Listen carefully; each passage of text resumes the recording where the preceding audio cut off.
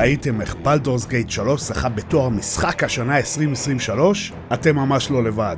ספיידרמן 2, פיינל פנטזי 16, סטאר וורס סורווייבר, אלן וייק 2, מריו וונדר ורזידנט איבל 4 רימייק הם רק חלקיק ממבול המשחקים המדהימים שיצאו השנה, ואיכשהו משחק תפקידים נישתי יחסית שבמבט ראשוני נראה כאילו יכל לצאת למחשב בתחילת שנות ה-2000, עקף את התחרות וגרף ציונים ששמו אותו אפילו מעל זלדה Tears of the Kingdom יקיר הקהל.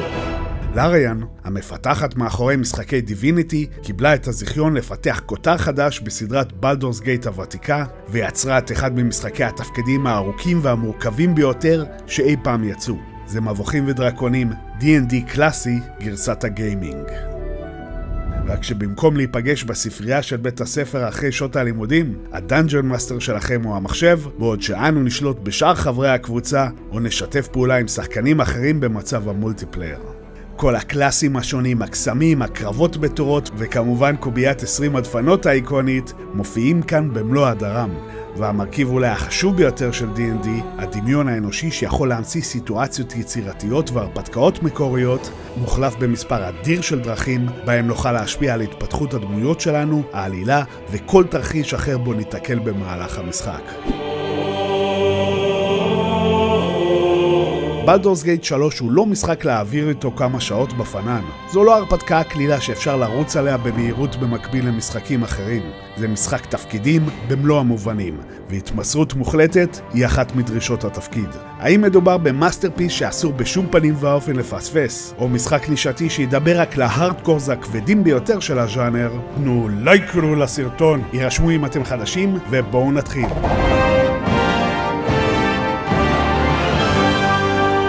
בלדורס גייט 3 נפתח בסצנה לא טיפוסית לז'אנר משחקי הפנטזיה. אין פה אביר שנשלח למשימה עבור ממלכתו, או חקלאי טוב לבב באיזה כפר פסטורלי. אנו מתעוררים בחללית מסתורית, לאחר ניתוח פולשני על ידי יצורים הנקראים אילית'יד, שהשתילו במוחנו פרזיט קטלני, שעלול להתפרץ בכל רגע ולהשתלט על גופנו לנצח. למזלנו החללית הותקפה בזמן הניתוח, והטרנספורמציה הבלתי הפיכה שעמדנו לחוות, הוא שתה באופן זמני. מה שיאפשר לנו לחמוק מחוטפנו ולצאת לעולם הגדול בחיפוש אחר תרופה או טיפול שיסיר את הטפיל הקטלני. בנקודה זו תתחיל הרפתקה אפית, במהלכה נכיר מספר דמויות מעניינות עם סיפור רקע וקווסטים מושקעים משלהן, שיהפכו לחברי הקבוצה הנאמנים שלנו שילוו אותנו בחקירת העולם, בקרבות, וישפיעו רבות על התפתחות העלילה. וכיאה למסורת, ניתן לפתח איתן קשרים רומנטיים, במידה ונתנהל בצורה שיראו בעין טובה. רק למה זה תמיד הגברים שקופצים ראשונים על ההזדמנות להכניס אותי לשק? כמו ב-RPGs אחרים, גם בבלדורס נקבל נקודות ניסיון לאחר קרב או קווסט שהושלם. וכשנעלה רמה, משהו שקורה בתדירות די נמוכה במשחק, כי הרמה המקסימלית כרגע היא 12, נוכל לבחור איזה קסמים, יכולות ומתקפות חדשות ללמוד, או התמלכויות מתקדמות לקלאסים של הדמויות שלנו.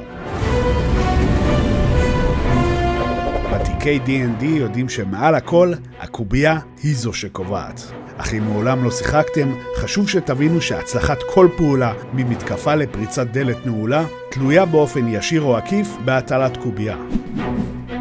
במקרים מסוימים, כמו בזמן ניטרול מלכודת או ניסיון שכנוע בזמן שיחה עם ה-NPCs השונים, תופיע על המסך קובייה ומספר מינימלי שעלינו לגלגל בכדי להצליח. לשמחתנו, בלדורס מאפשר שמירה בכל רגע נתון, גם במהלך קרבות ושיחות, ונוכל לשמור לפני הטלת קובייה גורלית ולטעון את השמירה האחרונה, מה שנקרא Save Scamming, עד שנשיג את הסף הדרוש. אך הרוב המוחץ של הרולים קורה מאחורי הקלעים, והרולים האוטומטיים האלה שקשורים לתכונות שונות של הדמות שלנו, יקבעו האם מתקפה תפספס, תפגע, או בעזרת הבלדור תהיה קריטית. Great success! מי שישקיע את הזמן ויבין את משמעותם של כל אחד ממאות המאפיינים והבונוסים השונים שמגיעים עם הקלאס, הציוד והשיקויים השונים שנרקח, יוכל להגביר את סיכוייו למתקפות ופעולות מוצלחות. אבל אני חייב להודות שב-99% מהזמן העדפתי פשוט ללחוץ אטאק ולקוות לטוב. בכלליות, בלדורס הוא מסוג המשחקים האלה שדורשים סבלנות רבה ומתגמל ירידה לפרטים, וזה בעיקר תלוי בכם אם זו תיחשב חוזקה או חולשה שלו. אין פה הרבה קיצורי דרך. כל פיסת שריון או נשק שתמצאו תתאים רק לקלאסים מאוד ספציפיים, ואבזור בלי מחשבה יוביל למגבלות חמורות על יכולות הדמויות שלכם. אך מעל הכל, אלו הדיאלוגים השונים במשחק שיכולים להוביל לתוצאות רצויות או הרסניות. ייתכן ובמהלך שיחה שנראית אקראית, תבחרו בשורת הדיאלוג הלא נכונה, וזאת תתחיל תגובת שרשרת לא ברורה מיידית, שבהמשך תעלה בחייה של אחת מהדמויות הראשיות שלכם. ועד שתבינו את זה, זה כבר יהיה מאוחר מדי. זה קרה לי עם שתי דמויות שפיתחתי בקפידה ובכנות, זה די מבאס. כל הקווסטים שקשורים לדמויות הפכו לא רלוונטיים, ולטעון שמירה מוקדמת היה עולה בשעות רבות של התקדמות במשחק. אז תשתמשו במדריך, או שתקבלו את גורל חברי קבוצתכם כחלק מחוויית רול פליינג אותנטית. בפן הגרפי, המשחק מוצג מזווית עילית בה ניתן לשלוט בחופשיות עם מצלמת המשחק, ושלושת האקטים של העלילה הראשית ייקחו אותנו לעשרות לוקיישנים ייחודיים הדחוסים באוצרות, קווסטים ואינספור אובייקטים איתן ניתן לתקשר.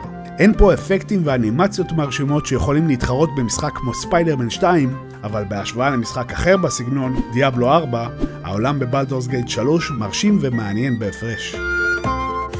השליטה במשחק, לפחות בגרסת ה-PS5 בה אני שיחקתי, מסורבלת מאוד וברור שמותאמת לעכבר ומקלדת ולא לקונטרולר. הליכת הדמות שלנו איטית, וניהול האינבנטורי המתיש בנועל נהיה אפילו יותר מחרפן כשננסה למיין את אלפי החפצים שנאסוף דרך תפריטים רבים איטיים שעולים אחרי דילי קצר אך מורגש. יש מצב שאלו לא בעיות ששחקני מחשב יתקלו בהן, אבל בכל מה שנוגע לקונסולות, למפתחתי יש עוד הרבה עבודה עד שהמשחק ירוץ חלק כמצופה. נתקלתי בלא מעט באגים בתפריטים, קריסות לא מוסברות במעבר בין אזורים, או בטעינת שמירות שהפכו משום מה לבלתי שמישות, והדובדבן שבקצפת, זמני טעינה שרק הולכים ומתארחים. לזכותם שהמפתחים יוצאים פאצ'ים ועדכונים לפחות כל שבוע, אז אני באמת מקווה שעם הזמן הבעיות יתוקנו, והמשחק ירוץ חלק בהפרש.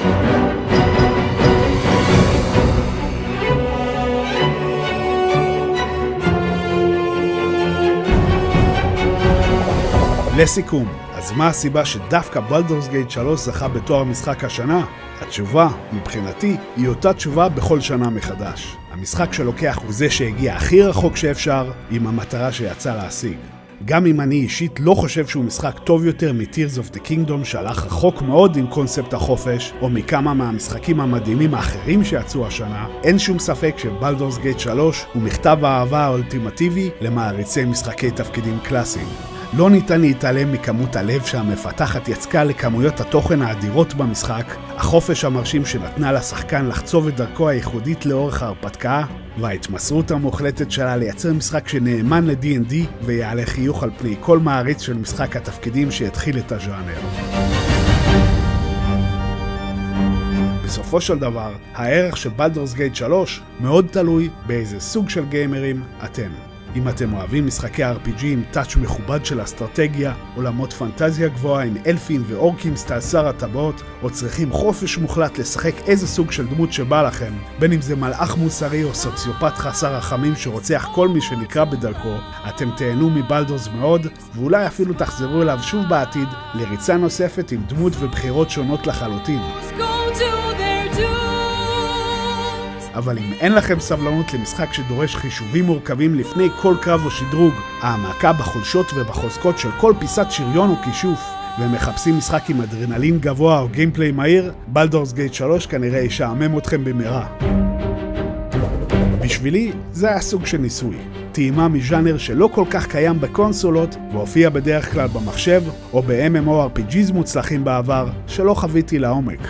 אחרי מספר שעות ראשונות מבלבלות למדי, מצאתי את עצמי מתחבר יותר ויותר לעולם המסקרן ולמגוון הרחב של הדמויות והיצורים הממלאים כל פינה, סקרן לחשוף כל חלקיק במפת האזורים השונים ולגלות אילו הרפתקאות וקווסטים מעניינים ייפתחו בפניי. בלדורס גייט 3 לא סיפק לי ריגושים בכל רגע ורגע, אבל אני מאלה שחייבים לסרוק כל ספר ושק בחיפוש אחר חפצים נדירים, מה שגרם לי לבלות כ-50 שעות באקט הראשון בלבד. מסרב להתקדם עד שאני בטוח שבדקתי הכל. אולי אלו שהתמקדו אך ורק בעלילה הראשית ירגישו שהמשחק מהיר ומלהיב יותר ממה שחוויתי, אך בשבילי התוכן הצדדי במשחק הוא חלק חשוב מהמכלול, וזה הוביל להרבה תגליות מגניבות, ובמקביל לרגעים שהסבלנות שלי התחילה לפקוע. למרות ההנאה שלי לחקור את העולם הקסום, והעובדה שבלדורס מאוד ממכר ברגע שמתחברים לקצב שלו, אני לא יכול להכחיש שבזמן הדיאלוגים הארוכים, זמני טעינה בניסיונות הטלת קובייה וההליכה האיטית ברחבי המפה, הראש שלי נדד פעמים רבות למשחקים אחרים שהיו מעניינים עבורי בהפרש. אז אולי הם לא מציעים אין ספור אפשרויות לכל סיטואציה או 14,000 סופים פוטנציאליים, אבל היי, מי קבע שחופש זה מה שגורם למשחק להיות בהכרח יותר כיפי. תנו לי ליניאריות וגיימפליי מפנק, ווואלה, אני מרוצה. הציון שלי לבלדורס גייט 3, 85 מכל טוב. אל תשכחו לתת לייק לסרטון ולהירשם לערוץ אם אתם חדשים. ועכשיו תורכם חברים, מה אתם חשבתם על בלדורס גייט 3? כתבו לי בתגובות. מוזמנים להירשם לערוץ הלייבים שלי הנקרא גיימי לייב, ואנחנו נתראה בקרוב בסרטון הבא של גיימי על הרימייק החדש של קלאסיקה יקרה לליבי, סופר מריו RPG. ביי חברים.